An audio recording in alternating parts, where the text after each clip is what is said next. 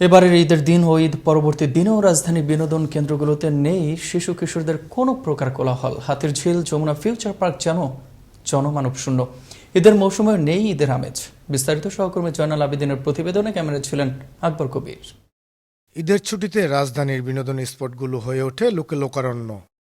অথচ এবারের ঈদে সম্পূর্ণ ভিন্ন চিত্র। মহামারী করোনার কারণে জনমানব শূন্য যমুনা ফিউচার পার্ক। অপরদিকে হাতিরঝিলে ছিল ভিন্ন চিত্র। একটু বিনোদন, একটু বুক ভরা প্রশান্তির বাতাস নেওয়ার জন্য অনেকেই এসেছেন এখানে। লোকসংখ্যা কম থাকায় কেউ মেতেছেন কানামাছি খেলায়। দীর্ঘ সময় ঘরে বন্দি থাকার পর মনে ভয় কাজ করলেও একটু বিনোদনের জন্য আসেন তারা।